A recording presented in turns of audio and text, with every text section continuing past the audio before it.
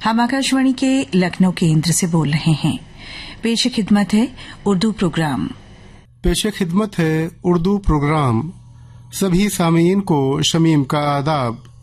आज के उर्दू बज़्म में हम आपके लिए लेकर आए हैं मकाला जिसका उन्वान है गंगा जमनी तहजीब को फरोग देने में तसव्वुफ का किरदार, और कलाम शायर के तहत आप सुनेंगे निजाम खान से उनका कलाम। पहले समात फरमाइए मकाला गंगा जमनी तहजीब को फरोग देने में तसव्वुफ का किरदार।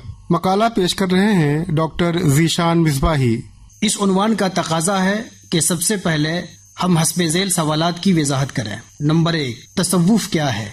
दूसरा सवाल, गंगा जमनी तहजीब क्या है। तीसरा सवाल, इसके फरोग में तसव्वुफ और सूफिया का रोल क्या है। और चौथा और आखिरी सवाल कि मौजूदा अहद में इस तहजीब की अहमियत क्या है। तसव्वुफ क्या है। तसव्वुफ इस्लाम के बातनी, अखलाकी और रूहानी निज़ाम का नाम है। तसव्वुफ की बुनियाद हदीस जिब्रील है जिसमें इसके लिए लफ्ज़ अल एहसान का इस्तेमाल किया गया है और कहा गया है कि दीन में एहसान यह है कि जब तुम अपने रब की इबादत करो तो ये तसव्वुर रहे कि गोया तुम अपने रब को देख रहे हो या ये कि रब तुम्हें देख रहा है। यही हकीकत तसव्वुफ है। इसके साथ ही साथ बाद के अदवार में तसव्वुफ का एक फलसफियाना पहलू नजरिया वहदतुल वजूद भी सामने आया।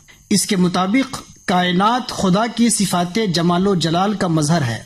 इस नजरिए के ज़ेर असर सूफिया का खल्क़े खुदा से ताल्लुक और गहरा हो गया। उन्होंने इसके लिए ये हदीस भी सामने रखी कि अल्लाह के रसूल सल्लल्लाहु अलैहि वसल्लम ने फरमाया, अल खल्क़ु कुल्लुहुम इयालुल्लाह फ़अहब्बुहुम इलैहि अनफ़अहुम लिइयालिल्लाह, यानी पूरी मखलूक अल्लाह का कुंबा है और अल्लाह के नजदीक सबसे ज्यादा महबूब वो शख्स है जो अल्लाह के कुंबे को सबसे ज्यादा नफा पहुंचाने वाला हो। इसी तनाजुर में हम देखते हैं कि तकरीबन तमाम सूफिया का इस बात पर जोर है कि इबादत हक के बाद खिदमत खल्क अजीम तरीन चीज है। शेख सादी ने बजा तौर से सूफिया की तर्जमानी करते हुए कहा है, तसव्वुफ बजुज खिदमत खल्क नीस्त बतस्बीहो सज्जादा वो दल्क नीस्त, यानी तसव्वुफ सिर्फ माला जपने और गुदड़ी पहनने का नाम नहीं बल्कि इंसानों की खिदमत और सेवा करने का नाम है। हिंदुस्तान में तसव्वुफ के अलंबरदारों में शेख अली हिजवेरी, ख्वाजा मुइनुद्दीन चिश्ती, बाबा फरीद गंज शकर, ख्वाजा बहाउद्दीन जकरिया मुल्तानी, हजरत साबिर पाक कलियरी, ख्वाजा निजामुद्दीन औलिया, शेख शरफुद्दीन अहमद यहिया मनीरी, मखदूम अशरफ की चौछवी, हजरत बदियुद्दीन शाह मदार, शाह मीना लखनवी और शेख अहमद सरहिंदी के नाम बहुत नुमाया है। दूसरा सवाल कि गंगा जमुनी तहजीब क्या है। अब सवाल यह है कि ये गंगा जमुनी तहजीब क्या है। गंगा जमुनी तहजीब दरअसल एक मुश्तरका तहजीब, कंपोजिट कल्चर है जिसे गंगा और जमुना के किनारों पर आबाद शिमाली हिंदुस्तान के सूफियों और संतों ने तश्कील दिया, जिसमें अपनी मजहबी रिवायत की मुकम्मल पासदारी के साथ दिगर अहले मज़ाहिब का एहतराम और उनके साथ हुस्न सलूक, मोहब्बत और रवादारी, हम आहंगी और भाईचारे के जज्बात पाए जाते हैं।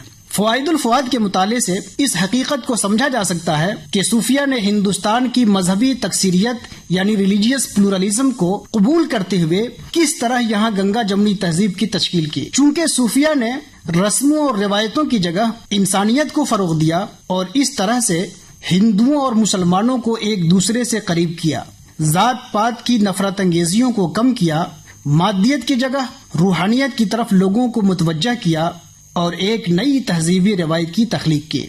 इसके साथ ही सूफिया ने तकसीरी मुआशरे में इस्लामी दावत का ऐसा निज़ाम वज़ा किया कि मदऊ कौम की तरफ से किसी किस्म की मुज़ाहमत का सामना नहीं रहा, बल्कि तुरफा ये कि गैर मुस्लिम हमेशा सूफिया के ऊपर मोहब्बतों के फूल निछावर करते रहे और सूफिया की आस्ताना बोसी को अपने लिए सादतमंदी तस्वुर करते रहे।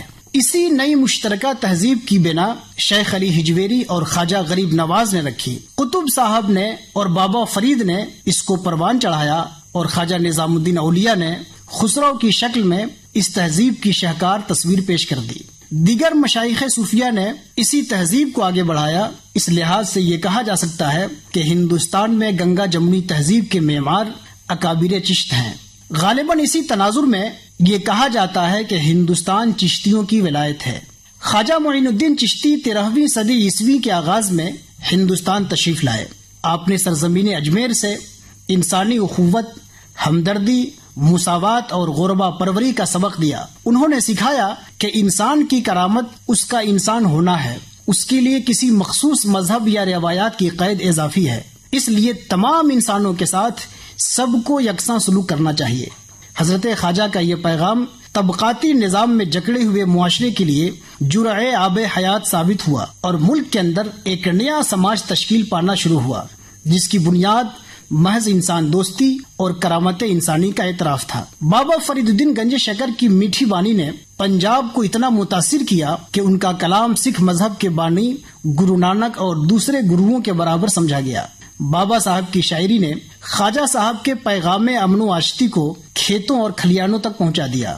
بابا فرید کے خلیفہ اجل سلطان المشائخ خواجہ نظام الدین اولیاء نے اس مشترکہ تہذیبی روایت کو پایۂ تکمیل تک پہنچایا۔ آپ مختلف مذاہب کے لوگوں کے درمیان یکساں مقبول تھے۔ ان کی خانقاہ میں صوفیوں کی طرح جوگیوں کی بھی آمد ہوتی رہتی۔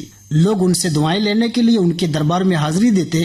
انہوں نے ایک طرف تو انسان دوستی کا سبق سکھایا، دوسری طرف اپنی خانقاہ کے نظام کے ذریعہ اس کا موقع دیا کہ ہر مذہب و ملت کا آدمی ان کے در پر حاضری دے سکے۔ حضرت کے دربار میں کسی سے بھی اس کا مذہب نہیں پوچھا جاتا تھا، بلکہ اس کی ضرورت پوچھی جاتی تھی۔ بات گنگا جمنی تہذیب کی ہو اور جناب خسرو کا نام نہ آئے، یہ ممکن نہیں ہے۔ اگر خسرو کو گنگا جمنی تہذیب کا پیکر مجسم کہا جائے تو یہ حقیقت کی ترجمانی ہوگی۔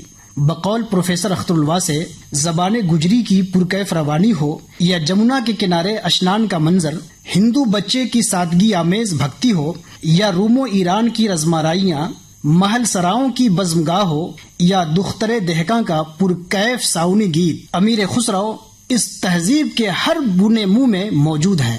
وہ ہندوستان کے تمدن کی علامت اردو اور ہندی دونوں زبانوں کے بانی ہیں۔ عربی، فارسی، ترکی کے شاعر ہیں۔ موسیقی کے ایسے ماہر کہ آج 600 سال میں ایسا ماہر فن پیدا نہیں ہو سکا۔ غرض امیر خسرو کی جامع صفات شخصیت نے حضرت محبوب الہی کے زیر نگرانی ہندوستان کی گنگا جمنی تہذیب کی عمارت کو پایۂ تکمیل تک پہنچایا، جس عمارت کی بنیاد حضرت داتا گنج بخش اور حضرت خواجہ اجمیری نے رکھی تھی، وہ حضرت امیر خسرو کے ساتھ مکمل ہو گئی۔ آج ہم جس ہندوستان میں جیتے ہیں وہ دراصل وہی ہندوستان ہے جس کی تعمیر حضرات صوفیہ اور بالخصوص حضرات چشتیہ نے کی تھی۔ خواجہ سلیمان توسوی نے مسلک صوفیہ کی ترجمانی ان الفاظ میں کی ہے: در طریق ماہست کے با مسلمانوں ہندو صلح باید داشت، یعنی ہمارے سلسلے کا یہ اصول ہے کہ مسلمان اور ہندو دونوں میں باہم مصالحت رہنی چاہیے۔ اپنی مذہبی روایت سے وابستگی کے ساتھ دوسروں کے لیے صبر و تحمل کے تناظر میں نذیر اکبر آبادی نے صوفیہ کی تشکیل کردہ اس تہذیبی روایت کی ترجمانی اپنے ان الفاظ میں کی ہے: جھگڑا نہ کرے مذہب و ملت کا کوئی یہاں، جس راہ میں جو آن پڑے خوش رہے ہر آن، زنار گلے میں کے بغل بیچ ہو قرآن، عاشق تو قلندر ہے نہ ہندو نہ مسلمان، کافر نہ کوئی صاحب اسلام رہے گا، آخر وہی اللہ کا ایک نام رہے گا۔ اب آخری سوال کہ آج موجودہ عہد میں گنگا جمنی تہذیب کی احیاء کی ضرورت کیوں ہے؟ یہ سب اس عہد کی باتیں تھیں جب ہندوستان پر مسلمانوں کی انگریزوں کی حکومت تھی، لیکن آج ہندوستان پر ایک سیکولر جمہوری نظام حاکم ہے جسے ہندوستان پر ہندوستانیوں کی حکومت کہا جا سکتا ہے۔ اس نظام کی مضبوطی کے لیے اور زیادہ ضروری ہے کہ گنگا جمنی تہذیب مزید مستحکم ہو، اقوام ہند بطور خاص ہندو اور مسلمان باہم شیر و شکر بن کر اپنے ملک کی تعمیر و ترقی میں حصہ لیں۔